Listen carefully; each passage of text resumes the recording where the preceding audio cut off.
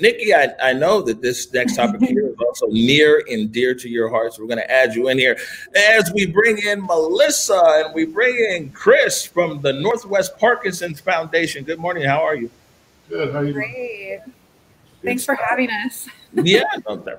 Thanks for being patient. You know, we had a different show today, and I kind of got on a rant. I went over time. My rant might have even blew out the computer over there. They're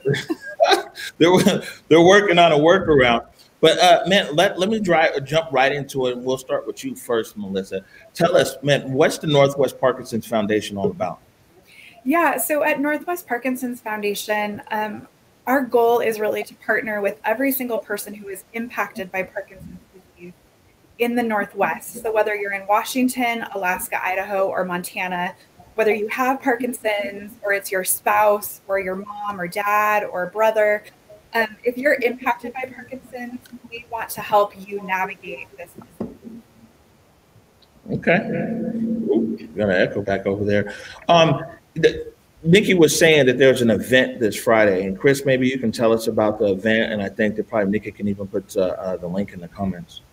Okay. Well, the event it's interesting. You might want to. I don't know specifically everything about it. So you want to kind of give them a moment. Well, you know, we're just a happy-go-lucky show here, so don't worry. This isn't a heartbreak like MSNBC or something. You're good. Yeah, so on Friday, we're actually doing what we call a Hope Educational Program, and it's an interview between Chris, who's here with us, and Jordan, who is not able to be on this morning, about this project that we have called the Parkinson's Project. And really what it is all about is we've worked with Representative Eric Pettigrew to get funding to specifically address disparities in healthcare access to specialty coverage for people who have Parkinson's in the African American community. So what our organization found is that people, it doesn't matter who you are, you can get Parkinson's. It doesn't matter if you're white or black or Asian or whomever. It's an equal opportunity offender. But what we see is that not as many people in the African American community are actually accessing specialist care. And there are a lot of different reasons for that, but this project is really looking at how do we address those disparities and barriers.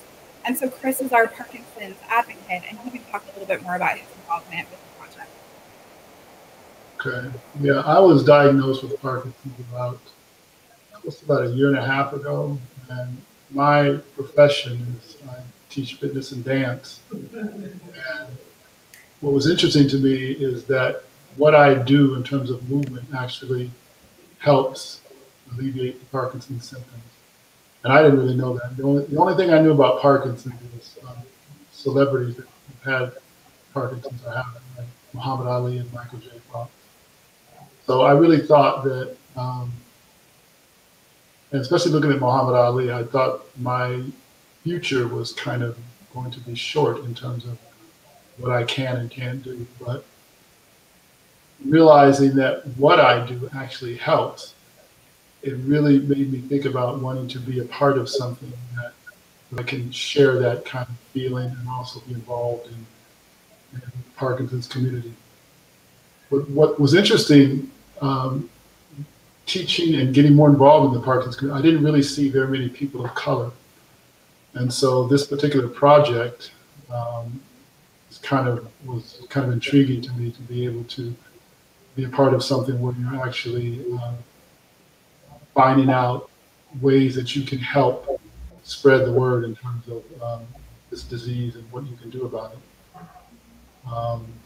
Yeah, it was just sort of heartfelt and important for me to be able to not just sit and do nothing, but actually be a little bit proactive and to be involved and to represent something that I feel is important. It's like, because I mean, I think with something like this, you're going along fine with your life, and then something like this happens, you can kind of either shut down or you can be proactive and do something. So I'm doing what I can. I teach classes for people with Parkinson's, and I do a lot of exploration of my own in terms of what I can do to help myself. So it's a journey, but it's an inspiring journey.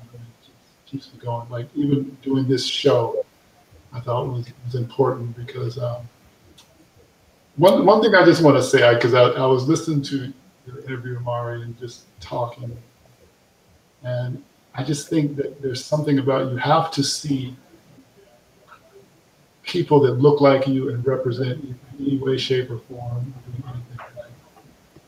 I just think that it should be equal, fair. It should be promoted. You have to see yourself. You have to get a sense of your voice and your presence. And I think that's what has helped me a lot. So I enjoy this show. I was watching in the waiting room. I really like the feel of it. So thank you. Man, wow. Thank you, Chris. I appreciate it. I appreciate you. And I think that, in this short conversation right here, you brought it right home to me because, we forget about Muhammad Ali. A very famous name in our global community, but Muhammad Ali, Parkinson's. Man, I'm glad you guys are on here today, because, sometimes in conversation here around these political issues and everything else, sometimes we forget to anchor ourselves in humanity and in our humanity. And so, in talking to you this morning is like, you just kind of feel that humanity just kind of rush back over into the studio. And I mean, I'm thankful for this. I'm thankful for this conversation right here because it reminds me of who we are and who we aspire to be. And we aspire to be people who always err on the side of humanity. And so I'm thankful to you. Nikki Barron, did you have a question? I did. My question is, who should be getting screened for Parkinson's, and what are sort of the signs that we should take into account if we think that we should get screened? I think that's probably early detection. Things like that are really important for something like this. Yeah, that's a great question, Nikki. So there isn't actually one single diagnostic test that will give you a Parkinson's diagnosis. What we really recommend people do is have a good relationship with their primary care provider so that if they start seeing symptoms like tremor or balance issues or swallowing issues, that they can bring those up with their primary care provider and then get referred on to a neurologist from there. And that's really the part that we're trying to address with this Parkinson's project is how come people aren't getting to specialists from their primary care providers. And so Chris can probably talk a little bit more about why that is and the interesting research that you found as part of the project. Well, the one thing I would want to say is that it's important. I just look at myself, what I gravitate toward will probably be something that, again, represents my values and what I look like, what's important to me. I think so many things are so divisive and along racial barriers. And I think you really need to have something that is grounded in your history and your origin and what you're about. I think that would help a lot of people want to check things out. Say, oh, this might be something, this looks like it's about me as opposed to not about me. Right. Well, thank you so much for your time today. If you guys are interested in this event, I put it here in the link for you. You can also head over to their website. The event is this Friday, November 20th. I believe it's 11 a.m. Wanted to make sure I got that right, online. And it is a conversation between Jordan and Chris about the Black experience and the specialized care around Parkinson's. And just hit their website at nwpf.org. Thank you guys so much. Thank you. Melissa, Chris, thank you. Have a wonderful day. Have a blessed day.